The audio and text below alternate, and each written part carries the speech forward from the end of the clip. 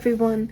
It is a beautiful Wednesday. The sun is out. I'm pretty sure it's quite windy, but I put on my Instagram story that I would be answering like a few questions. I wasn't expecting like any, because I was like, who's gonna watch me answer questions?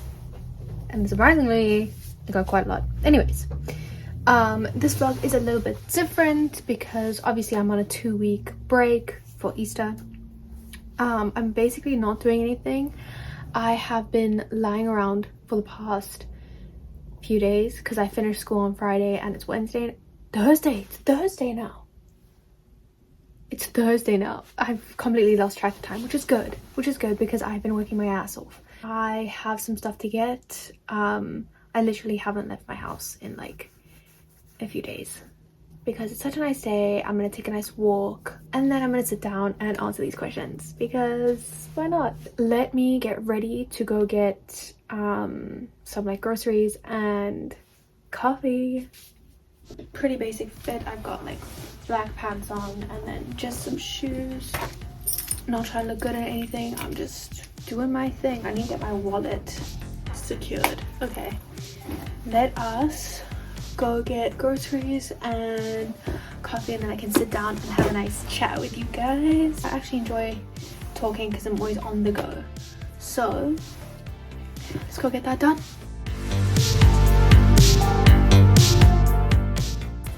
So it's actually really bright today. I didn't expect it to be this nice.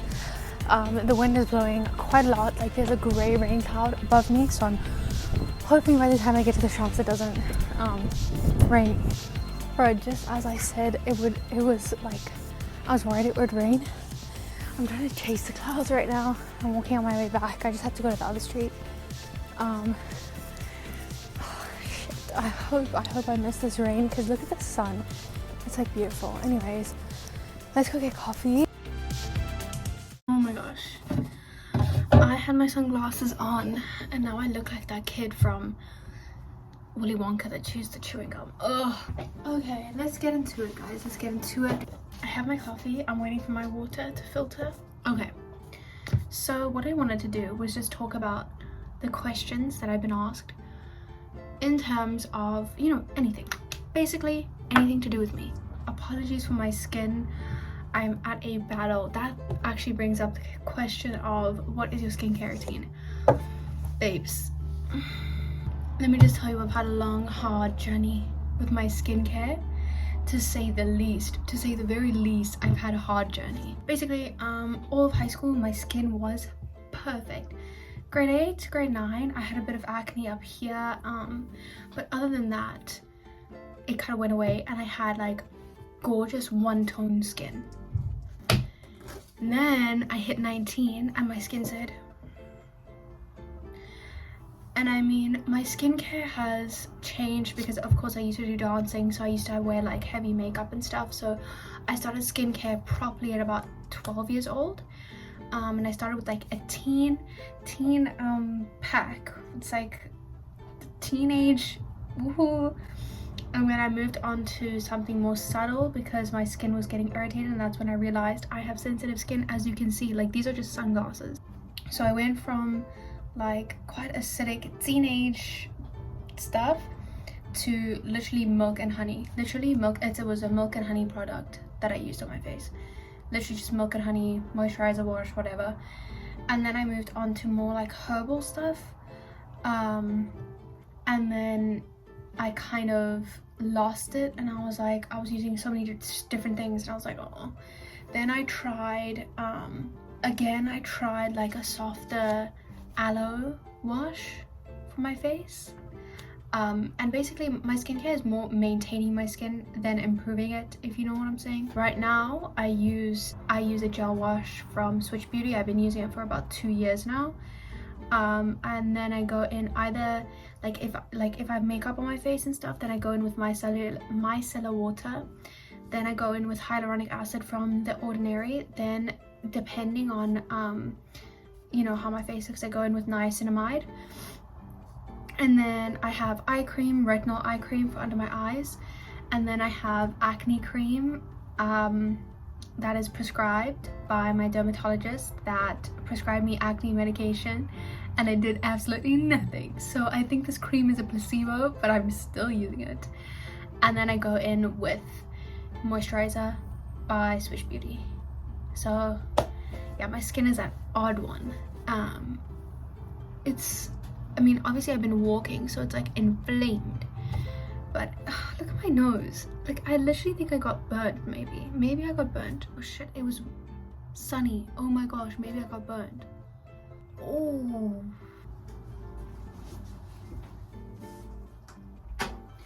I don't know if I got burnt or not. This is really weird. Look at that. Just when I wanted to film a nice video. Ow. Ow. Anyways, let's move on. Yeah, so my skincare basically is just maintaining my skin at this point. Ow. What the fuck is that? Ow. The next question is, how many times have you dyed your hair? I genuinely wish I knew. I stopped counting. I'm not kidding. I stopped counting at 26.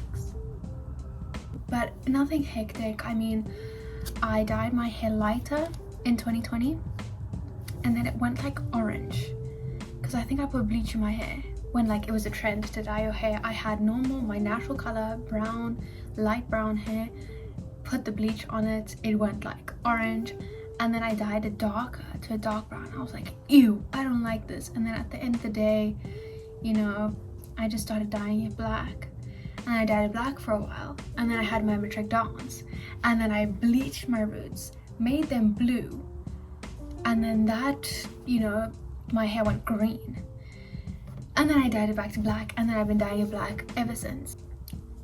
So I wish I knew. I wish I knew.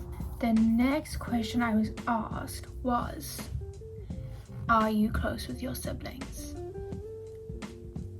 It's kind of a self-explanatory question. We're like this. They are my best friends, not being cheesy. They are my best friends in the whole entire world. Like, that's done. And I miss them every single day. Me and my siblings are very close. We're like this. I talk to them every day. And I talk to my parents every day. Me and my parents also. Me and my parents, ooh. Me and my siblings, me and my parents, all of us together, power team. Honestly, I couldn't have asked for a better family. The next question, we're moving on to the juicy stuff. Do you regret moving to the UK? Now, don't like to have regrets. I don't regret moving to the UK. However, I do wish I had a longer transition period. Meaning, I got here in September 2022. And I started university in September 2022, and essentially I had 2 weeks, a week and a bit before I started university. I had a week to move in, I had a week to acclimatize, and I had a week to like get my head on straight. The amount of anxiety attacks I had in that first week, the amount of times that I couldn't sleep, the amount of times that I would just cling on to my mom because my mom came with me.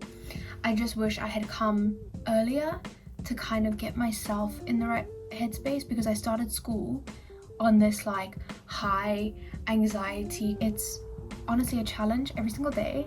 When I get out of bed, it's a challenge, and not being around my family, not hearing my family, it's a challenge.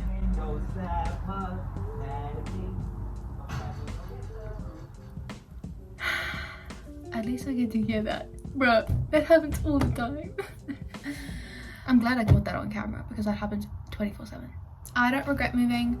I would have been suffocated in Cape Town. That's just me personally. As a person, I would have been suffocated. Don't know what I'd do with myself. I think I'd be a lot more reserved. Nah, I don't regret it. Okay, so the following question is interesting. What was your second choice of course, like at university? What was your second choice? So obviously I chose film as my first choice, and then I'm pretty sure I chose dramatic arts as my second one, and then probably fashion theory and styling, not actual making, because all three of those, I mean I could have done all three of those. I have a passion for all three of those, but I feel I was gunning for this film one because that's where my big passion lies. So my second one was dramatic arts, and I still intend on, you know, pursuing that in some way, whether it's like through a course or something, because that was a big part of me, still is a big part of me. The first short film that I've made with a crew, I acted in because we had no other actors. But anyways, I acted in it. It wasn't that hard. I mean, I just had to act depressed, so it just came naturally. No, I'm kidding. Where do you get your inspiration for your projects? My inspiration kind of comes from a lot of things. My inspiration comes from personal experiences, because the past 3 years haven't been the easiest. I have a main source of inspiration. So for the past 3 years, I have written poems. 4 of these lovely books, all of them are filled with poems, and I would write them. So I started my poem book, this was the first one, in 2020. I would take it to school, I would take it anywhere. It was like my diary, I had to have it on me. And then I went on to this one, which same thing, but I would carry them both together. And then when I moved on to this one, I carried it by itself, and this one is full of basically matric, I'm pretty sure. And then this one I started in 2022, and I mean, it's not completely finished, like I still have a few more pages to go. So what made you choose the UK? I knew for a fact that I wasn't gonna say in South Africa. I knew that I didn't want to stay in Cape Town. Nothing against Cape Town. I love going back to Cape Town. My home. I literally wish I was there every day. I just didn't like the idea that I'd been to junior school in Cape Town, I'd been to high school in Cape Town, and I was around people who already had ideas of who I was in a time where I was re-establishing myself. So I kind of wanted to start a new clean slate. I mean, my slate, I've been talking to my therapist, my slate was wiped way too clean. Like coming here, it was way too clean that I went through a phase where I had no idea who I was. And I know, like, I just make vlogs and stuff, but there were times when I was filming and I was like, who am I? Like, what happened? Like, how do I not know who I am? So that's something I had to go through. But honestly, I just needed my slate to be wiped clean from, you know, everything that people thought they knew about me, and just that environment of seeing people every single day that you've been to school with for your whole life. I chose Brooks specifically. A lot of people ask me why I chose Oxford Brooks. I applied to 5 universities through UCAS. I think I applied to Brunel, King's College, Oxford Brooks, Warwick University, and there was one more that I have no idea. So I got into Brunel. I got in conditionally to King's College, and I got into Brooks, and then Brooks offered me a scholarship. King's College accepted me on the condition that I take an English proficiency exam. I was like, I speak English, babes. What proficiency do you need? So I didn't like the attitude from that condition. So Brooks offered me the scholarship and they wanted me, so I said. And it was also in Oxford, like Oxford Brooks, like it was in Oxford, and I liked the vibe. Next question. What is your favorite song at the moment? This is kind of a generic question. Is that even a question, babes? No, I have a lot of songs on repeat at the moment. Obviously Jimin's new album came out, Phase. So Like Crazy, Face Off, Alone. I'm sorry. Oh, and that song from the movie RRR. I loved RRR. Like, it's very long. It's like 3 hours. But I enjoyed it so much. I literally watched the movie and I was like, the production was amazing, colors, everything, story. But there's a specific song. I think it's called Natu Natu. Oh, but that song is so good. It is so good. Jimin's album is on repeat. Natu Natu. What else is on repeat? Maybe I'll make a playlist. I'll link my Spotify playlist of things on repeat right now. It's gonna be completely a jumble, but if you want to look at what I have on repeat, it's a mixture of every genre that you could think of. So if you want to branch out or see what I'm listening to, I'll link my Spotify playlist of things that I have on repeat. Like, I have quite an interesting taste in music. Of course, I do like K-pop a lot. I like K-R&B, I like K-hip-hop. I predominantly listen to that, but other than that, I like indie, I like normal R&B, I like K-rap. Don't get me started. Don't get me started. That is way too good. Way too good. Okay, so a movie that I can watch 1,000 times over. Now, a movie that I would watch 1,000 times over, I have watched 1,000 times over, is The Road to El Dorado, the animation. I watch it with my brother like all the time. We used to watch that when we used to go on road trips as kids. We used to have like the iPad in between the like 2 seats in the front, and the 3 of us would like watch it. And then my brother and I still watch it to this day. Like, if we're like, what should we watch? We're like, Road to El Dorado. Road to El Dorado, yeah. But Call Me By Your Name is always, like, I will watch that at the drop of a hat. It's my comfort movie. I'm gonna give you movie recommendations real quick, okay? So this just turned into me like talking for way too long. Decision to Leave, that's, oh, okay, I will say that now. Decision to Leave is at the top. Decision to Leave was Park Chan-wook. Let me tell you, this man is one of my favorite directors of all time. He usually does like violence, but Decision to Leave, boom, Handmaiden. He did Handmaiden. If there's any takeaway from this video, go watch the Handmaiden right now. As a film student, as a film major, I'm going to tell you, these are your top 5 movies that you have to watch right now. That'll change your life forever. These are at the top of my list at the moment that I watched this year. Okay, so we have Handmaiden, then we have Decision to Leave, then we have Drive My Car, then we have Parasite, then we have, is it The Burning? Burning. You won't be disappointed. You will have your mind blown. What got you into film? I've always been told that I have like an eye for like seeing the potential for something.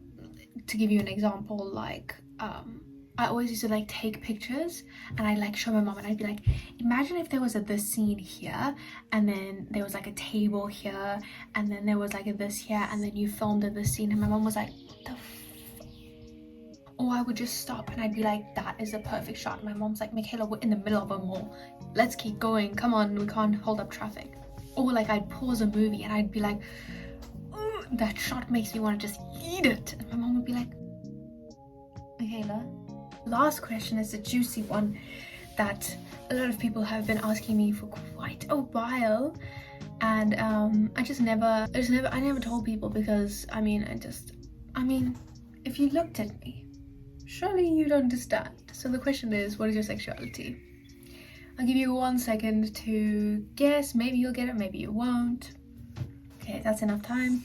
I'm pansexual. I haven't like come out or anything like that. It's just, but I'm slaying the day. And I'm single, so that is the juiciest it's gonna get. I'm going to go watch The End of Sex Education now because I'm loving it. I honestly, I don't know why I didn't watch it, guys. I don't know why. But anyways, I'm gonna go watch the rest of Sex Education and then I'm probably going to sleep because I'm so tired. Thank you for listening to me talk about myself for a long time.